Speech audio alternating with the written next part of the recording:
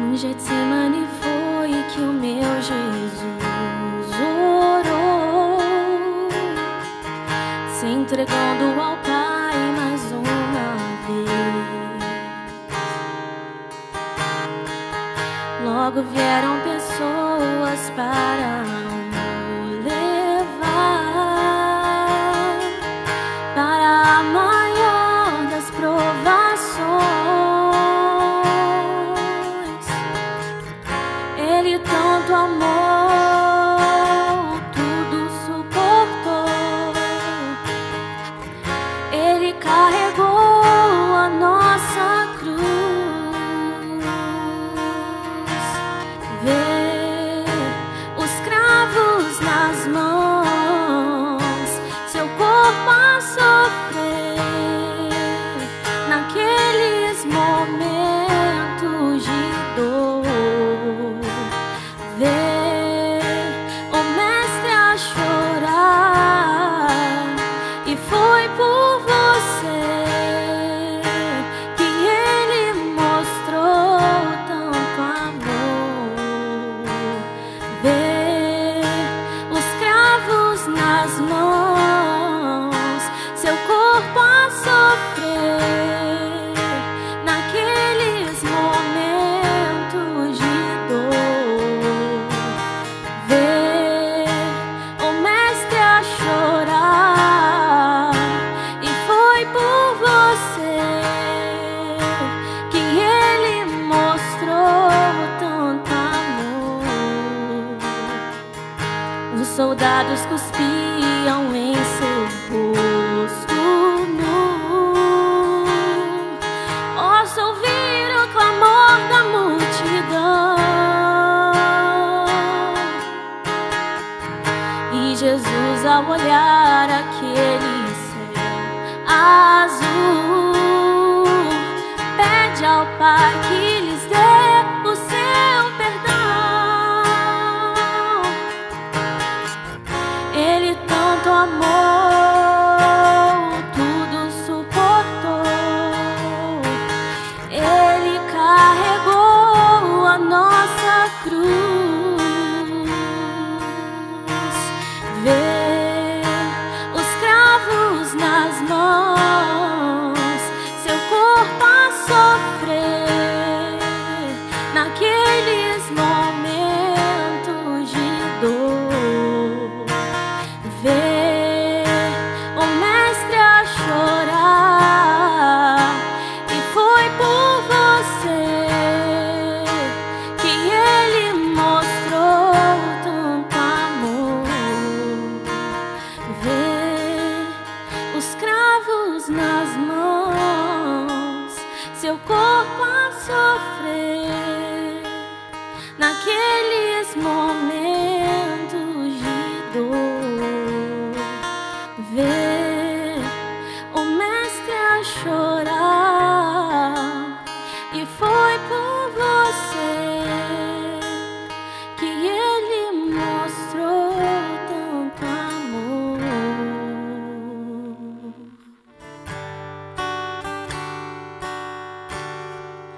Ele não tinha qualquer beleza ou majestade pra nos atrair.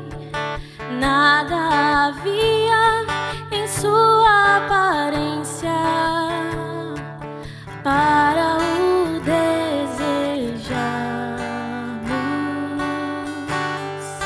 Mais humilhado dentre os homens, ainda assim carregou nossas dores.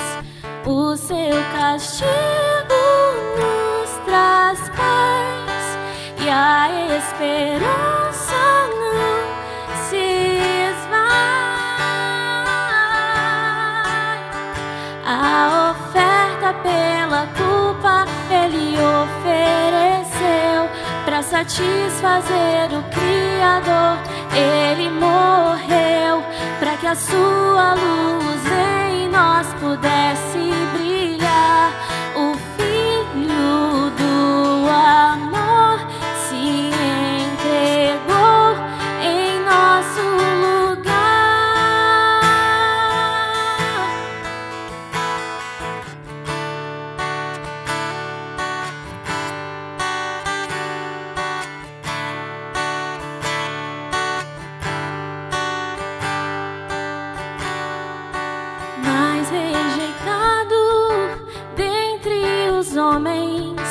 ainda assim carregou nossas dores. O seu castigo nos traz paz e a esperança não se esvai. A oferta pela culpa Ele ofereceu. Pra satisfazer o Criador, Ele morreu. Pra que a sua luz em nós pudesse brilhar. O Filho do amor se entregou em nosso lugar. És o Cordeiro que pelos nossos pecados foi esmagado, sem dizer uma só palavra. Se entregou aos cravos, derramou sua vida até a morte, provando a ira amarga pra nos dar sua doce graça e nos fazer viver.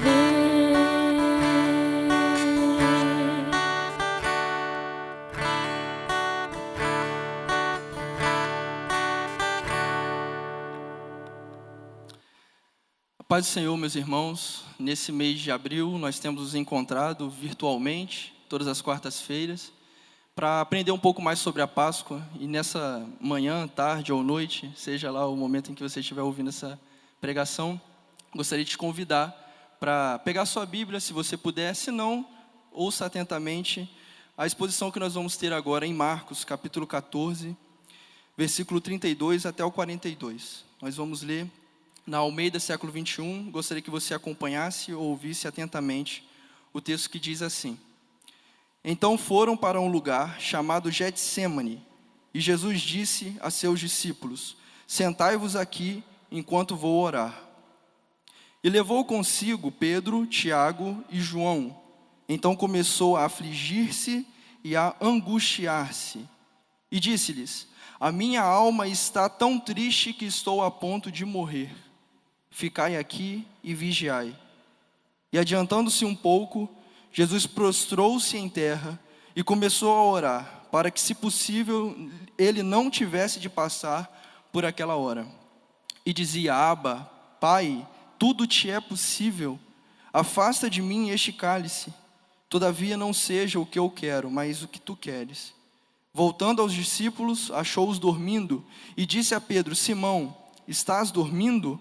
Não pudeste vigiar nem uma hora? Vigiai e orai, para que não entreis em tentação. O espírito está pronto, mas a carne é fraca.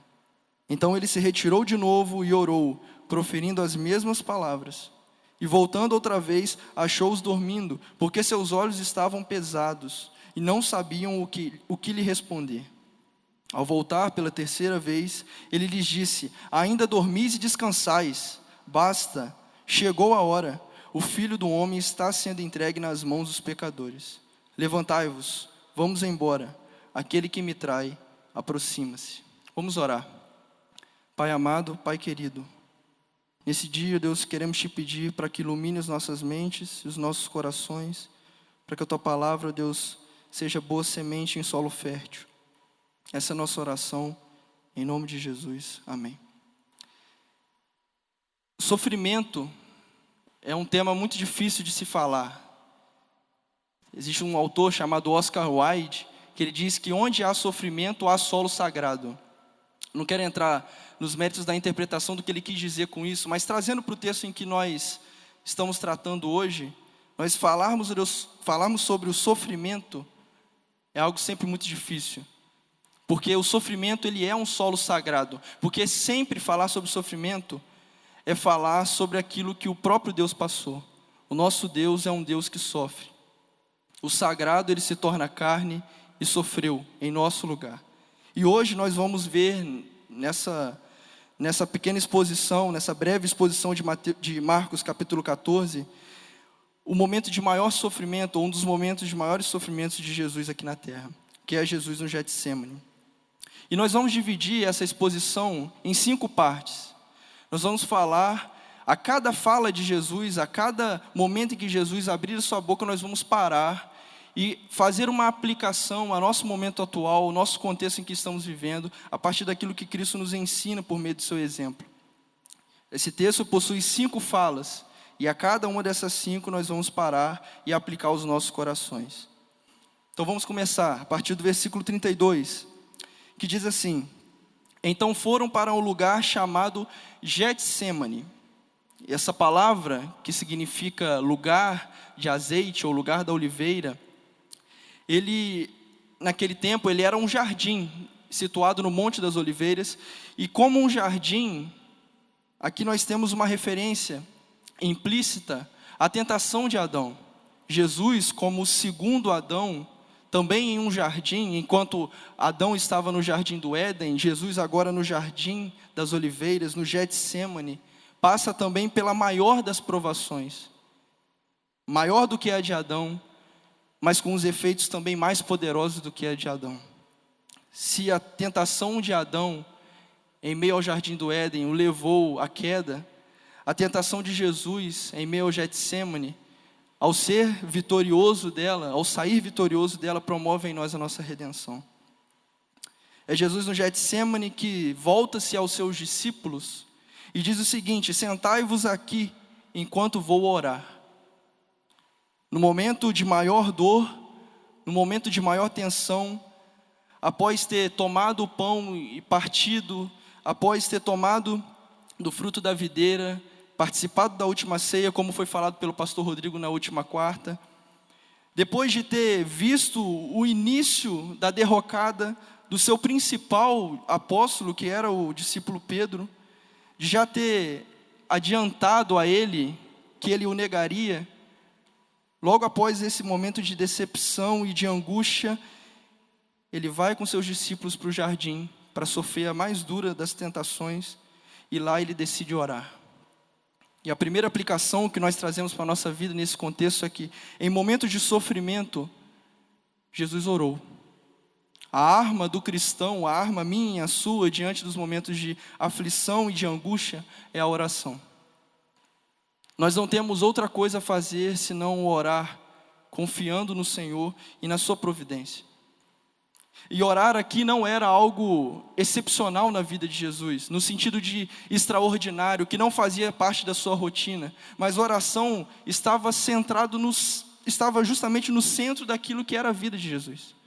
Jesus era um homem de oração. E nós percebemos ao longo de todo o Evangelho e de todos os Evangelhos que Jesus era um homem que constantemente se retirava para orar. E aqui não foi diferente. O sofrimento produziu em Jesus não algo diferente do que ele tinha na sua vida cotidiana, na sua vida ordinária. Ele foi para o encontro do seu Pai, se refugiar naquele que ele diariamente se refugiava. Versículo 33. E levou consigo Pedro, Tiago e João. Isso não é à toa. Alguns estudiosos chamam de círculos concêntricos de discipulado. Jesus, ele tinha formas de lidar diferente com a pessoa que ele se relacionava. Ele se relacionava de formas diferentes, com uma intimidade diferente. Com a multidão, ele revelava coisas que ele não revelava aos seus 70 discípulos, que era diferente do que ele revelava aos 12, que era diferente também do que ele revelava aos 3, Pedro, Tiago e João. Nós vemos um momento semelhante, se nós voltarmos um pouco as páginas do livro mesmo de Marcos, nós vamos perceber Jesus se revelando a eles no momento da transfiguração, no Monte da Transfiguração, e são esses 3 que ele chama. Também na ressurreição da filha de Jairo, quem ele chama para o próprio quarto, para presenciar aquele milagre de forma tão extraordinária, Jesus, o próprio Deus vencendo a morte, são esses 3, Pedro, Tiago e João. Eles já haviam presenciado a majestade de Jesus, a divindade de Jesus de formas ímpares. Mas agora, nesse momento, eles também são chamados para testemunhar não somente a divindade de Jesus, mas nesse momento eles são chamados, são convocados para presenciar a mais clara demonstração da sua humanidade. Um Jesus que, como diz o verso, se aflige e se angustia. Em algumas versões, ele é tomado de pavor e de angústia. Ele é tomado de medo agonizante. Diante do sofrimento que estava esperando, ele se aflige, ele se angustia. E essa angústia, ela vem à sua boca por meio de palavras até mesmo poéticas, quando ele diz no verso 34, e disse-lhes: a minha alma está tão triste que estou a ponto de morrer. Algumas outras versões, a minha alma está profundamente triste até a morte. Essa expressão, ela também não brota de um lugar vazio, mas ela está fundamentada na espiritualidade dos Salmos.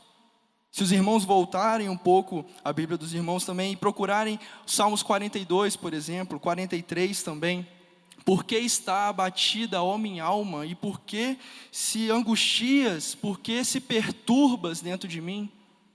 Por que estás tão profundamente triste dentro de mim?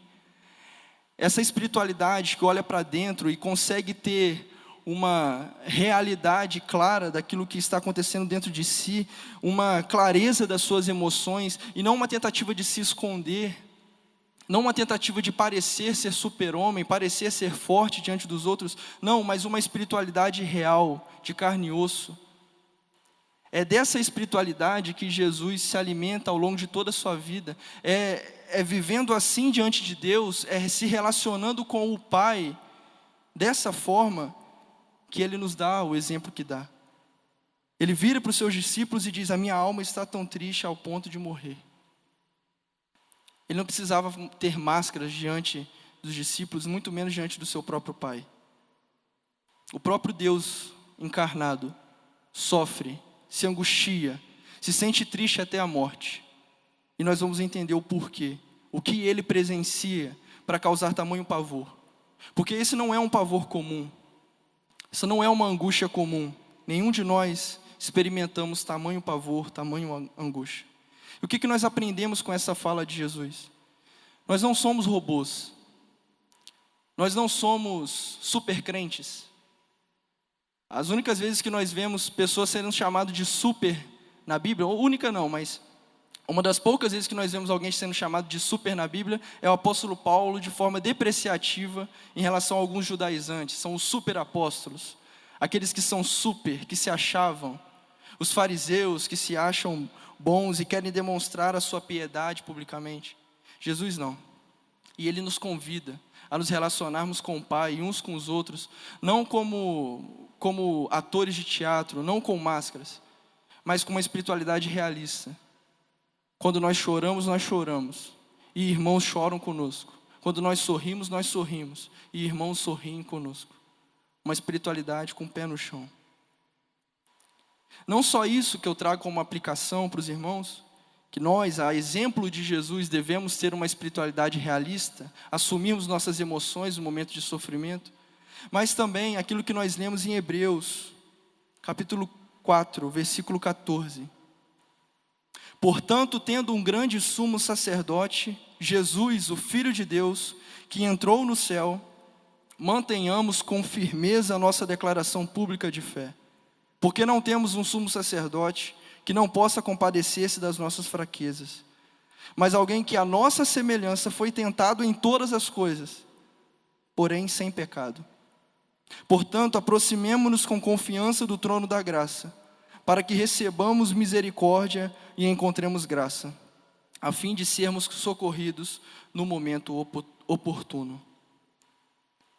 Não somente devemos tomar Jesus como o nosso exemplo, mas também devemos ter nele o fundamento da nossa oração.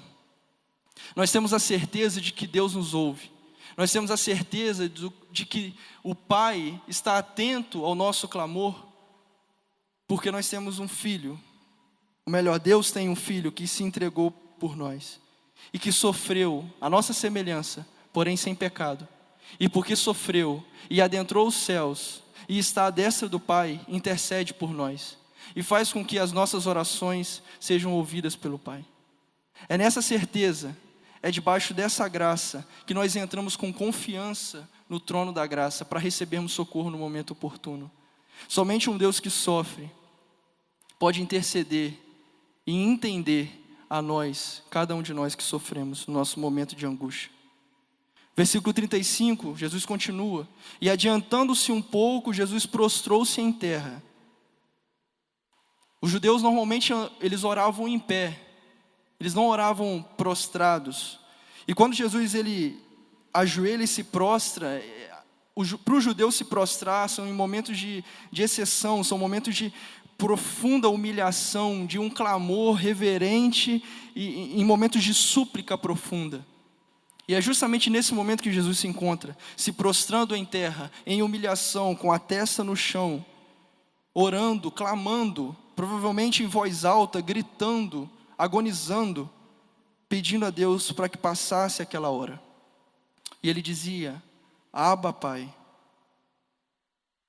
Abba, Pai.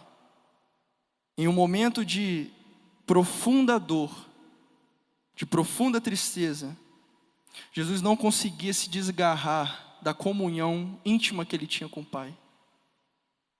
Em um momento de tristeza e de sentimento até mesmo de quase abandono, que nós vamos perceber um pouco mais à frente na história, quando a Célia foi expor sobre a crucificação de Jesus, quando Jesus, no seu ápice de dor, grita: Eloi, Eloi, lama sabachthani, Deus meu, por que me desamparaste? Nesse momento ele sente o total abandono, mas aqui ainda ele está na beira do precipício, ele está quase já sentindo o aroma do vinho do furor de Deus. E nesse momento de maior dor, ele ainda assim clama a Deus como seu Abba, como seu Pai, numa forma simples, humilde, como um filho que ainda não consegue pronunciar, e diz: Abba. E ele se aproxima do trono da graça. E o fundamento da sua petição antes é: tudo te é possível. Antes de pedir algo, ele começa com um louvor, ele começa com a adoração, ele começa com o reconhecimento do caráter, do atributo, do poder de Deus. Ele começa reconhecendo que em momento nenhum passa pela sua mente a dúvida de Deus estar ou não no controle, no domínio, no governo da história. Mesmo no momento de dor, Jesus ainda sabe que tudo é possível para Deus. Deus está no governo da história.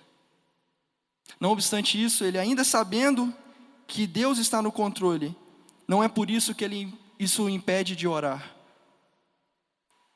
Jesus sabe que o Pai, o Abba, pode todas as coisas, mas ainda assim ele se ousa pedir: afasta de mim este cálice.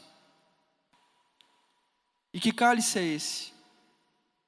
É o cálice da ira de Deus. Em Isaías 51, versículo 22, nós vemos isso muito claramente, esse testemunho. Isaías dizendo: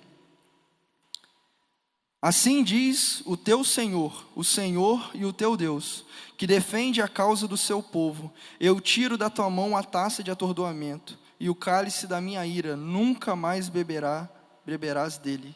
É desse cálice que aqui, nesse momento, numa fala de restauração e de salvação de Israel, Isaías proclama que nunca mais dará de beber a Israel. É esse cálice da ira de Deus que é derramado, que é dado de beber, melhor dizendo, para Jesus. E Jesus já consegue contemplá-lo no Getsêmani. É esse cálice que Jesus se refere, o cálice da ira de Deus, que ele iria provar na cruz do Calvário. E apesar de pedir para que seja afastado dele esse cálice, todavia, não seja o que eu quero, mas o que tu queres. Ainda assim, o fundamento da oração não é mudar a vontade de Deus, mas é fazer com que essa vontade seja compreendida por nós, seja assimilada pela nossa, e que nós, em conformidade com a vontade do Pai, nos prostremos em submissão a ela.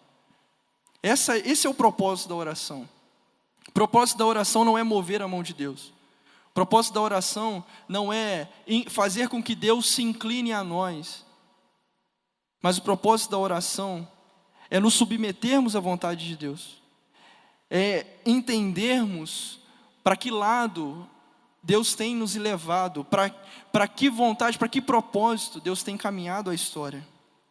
E ao discernirmos isso, ao entrarmos numa comunhão tão profunda com a Trindade, que entrarmos nessa dança, como o pastor disse no domingo passado, quando nós entramos em sintonia com essa dança da Trindade, nós submetemos à vontade de Deus. Afasta de mim este cálice, todavia não seja o que eu quero, mas o que tu queres. E aqui o que nós aplicamos à nossa vida? Em momentos de sofrimento, quando nós nos ajoelhamos e oramos diante de Deus, o que deve vir à nossa mente, o que deve vir brotar ao nosso coração, é aquilo que nós aprendemos sobre Deus. Aquilo que aprendemos na mente desce no nosso coração nos momentos de aflição. Jesus nada mais faz do que transbordar aqui a oração que ele ensinou para os discípulos. Quando os discípulos pedem a ele, ensine-nos a orar, e ele ensina o Pai Nosso, aqui nós percebemos os ecos do Pai Nosso. Seja feita a tua vontade, assim na terra como no céu. O Abba, o Pai Nosso, que aparece logo no início. Então nós percebemos aqui que Jesus, em sua oração, reflete aquilo que ele já sabia sobre Deus. Aquilo que nós sabemos sobre Deus, ele se apresenta a nós no momento da aflição. Aquilo que nós aprendemos com a mente desce ao nosso coração. E não somente isso, mas também aprendemos que o propósito da oração, como eu disse, é a submissão a Deus. É a submissão à sua vontade. E ele continua, versículo 37. Voltando aos discípulos, achou-os dormindo. E disse a Pedro: Simão, estás dormindo? Não pudeste vigiar nem uma hora? Vigiai e orai, para que não entreis em tentação. O espírito está pronto, mas a carne é fraca. E eu sempre achei esse texto muito enigmático, essa parte. Quando Jesus diz, vigiai e orai, para que não entreis em tentação. O próprio Jesus, vivendo aqui no momento de profunda tentação, os alerta os discípulos, para que eles também não caiam em tentação.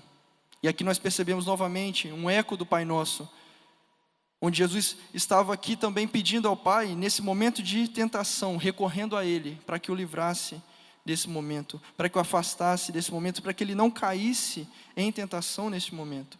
E adverte seus discípulos, vigiai e orai.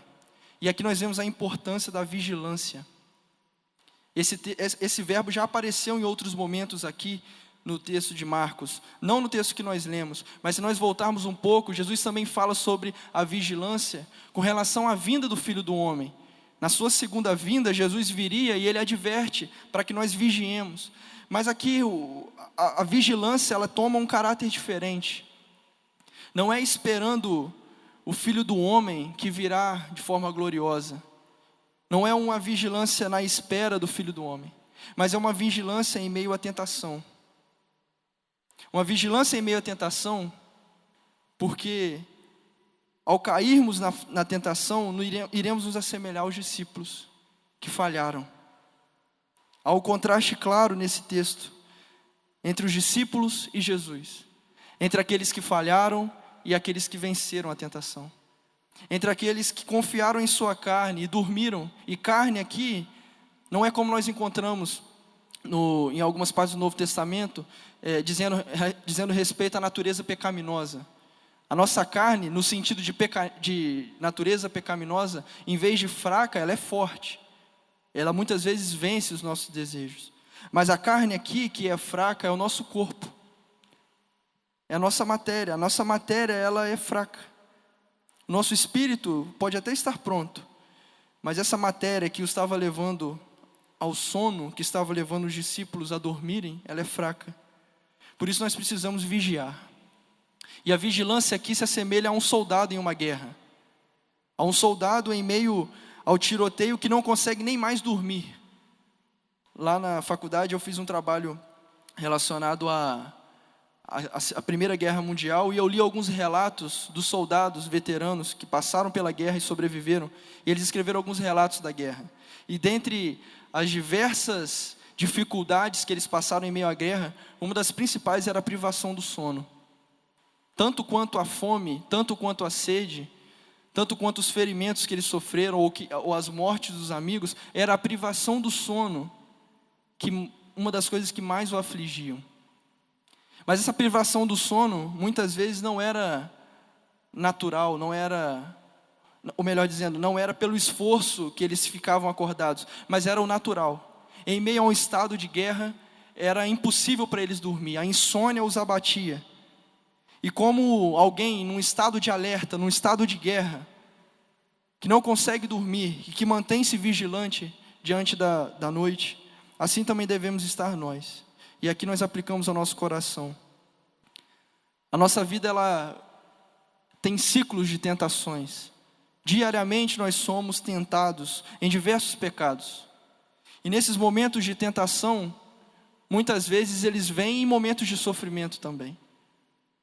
Porque o diabo, a nossa carne e o mundo, que são os agentes que vão contra nós e que atestam contra a nossa santidade, eles aproveitam de momentos de fragilidade do nosso corpo, fragilidade emocional, para atacar-nos e nos levarmos a pecar. Nesses momentos, nós devemos nos posicionar como soldados de Cristo, vigilantes, alertas, como no estado de guerra, numa verdadeira batalha espiritual, contra anjos e demônios, ou melhor, contra demônios, a favor de anjos, melhor, mas principalmente contra a nossa carne. Uma batalha espiritual contra nós mesmos, vigilantes, em meio a qualquer sinal de que nós possamos cair ao pecado. E ele continua: então ele se retirou de novo e orou, proferindo as mesmas palavras. E voltando outra vez, achou-os dormindo, porque seus olhos estavam pesados, e não sabiam o que lhe responder. Ao voltar pela terceira vez, ele lhes disse: ainda dormis e descansais? Basta, chegou a hora. O Filho do Homem está sendo entregue nas mãos dos pecadores. Levantai-vos, vamos embora, aquele que me trai aproxima-se. E esse texto, para mim, esse final, essa conclusão da narrativa, ela é ainda mais impactante. O texto que Jesus utiliza, ou melhor, o termo que o Jesus utilizou em vários momentos do Evangelho de Marcos para se referir a si mesmo, é o Filho do Homem. Jesus não utilizava o termo Messias para se referir a si mesmo. O momento em que Jesus recebe esse nome, Messias, o Cristo, é quando Pedro, em Marcos 9, declara em sua confissão de fé que Jesus era o Cristo, o Messias. Mas a palavra, o termo que Jesus mais utilizava para se referir a si mesmo era o Filho do Homem. Mas da onde vem essa palavra? Da onde vem esse termo? Da onde vem esse título? Esse título vem da própria Escritura hebraica, do próprio Antigo Testamento. Se nós abrirmos em Daniel, capítulo 7, versículo 13, diz assim: eu estava olhando nas minhas visões noturnas e vi que alguém, parecido com filho de homem, vinha nas nuvens do céu. Ele se dirigiu ao ancião bem idoso, ou ao ancião de dias, e a ele foi levado. E foi-lhe dado domínio e glória e um reino para que todos os povos, nações e línguas o servissem. O seu domínio é um domínio eterno, que não passará, e o seu reino é tal que não será destruído. Essa era a expectativa do povo judeu. A expectativa do povo judeu é de que viria um filho do homem glorioso, em sua majestade, como um rei messiânico, um ser divino, que viria dos céus, e que implantaria o reino de Deus. E esse filho do homem, que viria de forma gloriosa e majestosa, iria reinar sobre toda a terra. E todas as nações iriam se prostrar diante desse filho do homem e viriam até Israel. E Israel seria restaurada, para que todas as nações vejam e para que pudesse governar sobre toda a terra. Era essa a expectativa que os judeus nutriam em relação ao filho do homem. Um ser glorioso, um ser divino.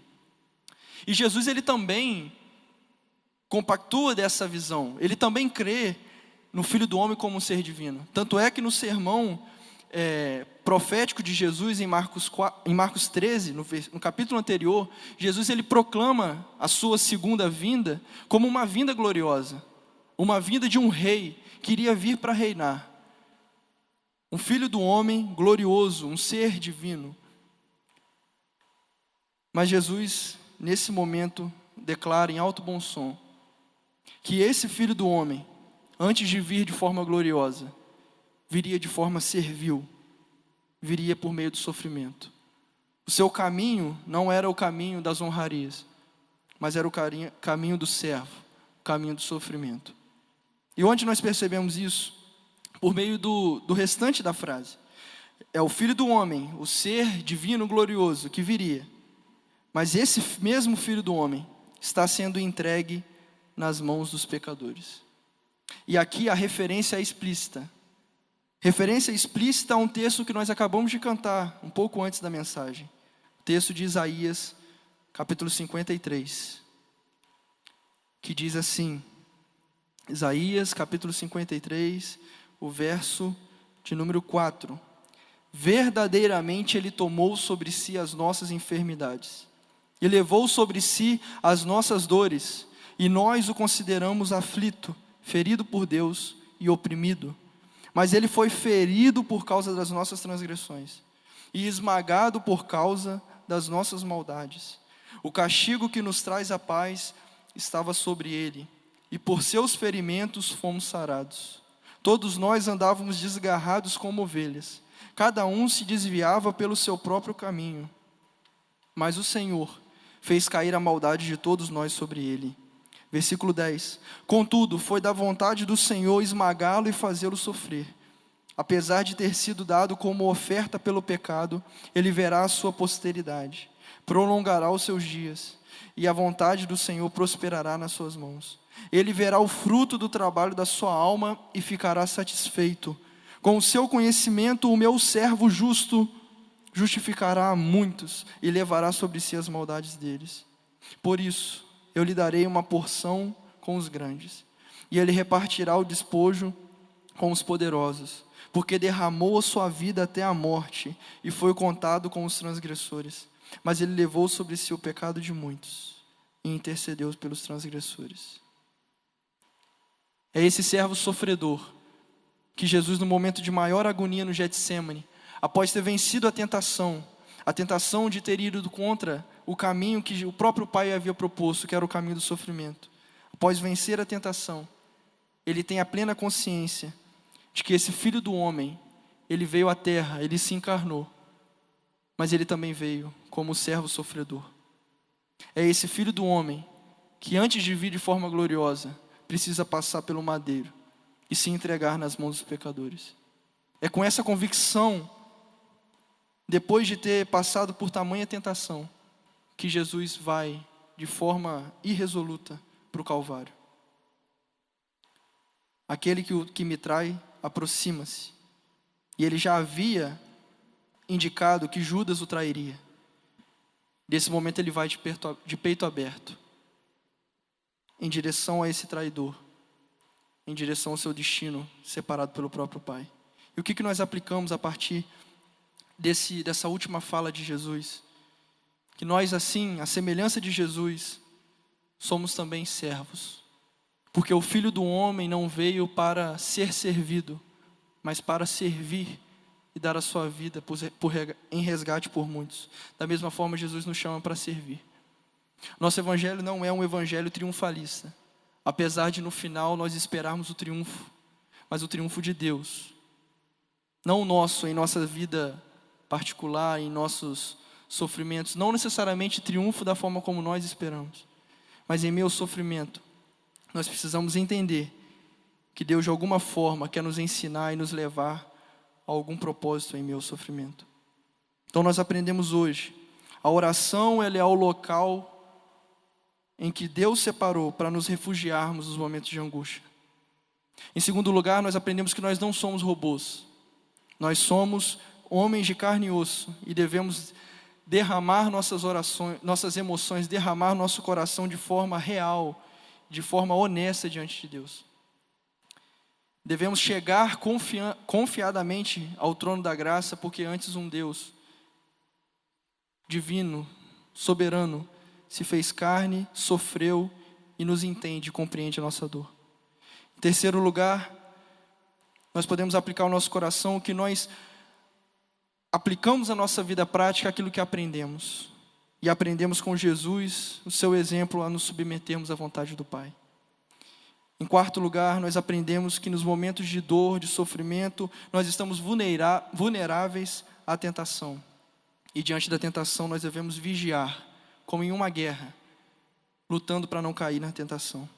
E em último, assim como o Filho do Homem veio para servir e não para ser servido, nós devemos servir e não sermos servidos. Que Deus nos ajude, porque sem a ajuda do Pai, aquele que entregou seu Filho, sem a ajuda do Filho, aquele que bebeu o cálice da ira do Pai em meu e seu lugar, sem a ajuda do Espírito Santo Consolador, santificador, que é derramado sobre nós, em meu e seu coração, nós não conseguimos aplicar a palavra de Deus em nós. Que a Trindade Santa possa nos abençoar e nos aplicar aquilo que aprendemos hoje ao nosso coração. Amém?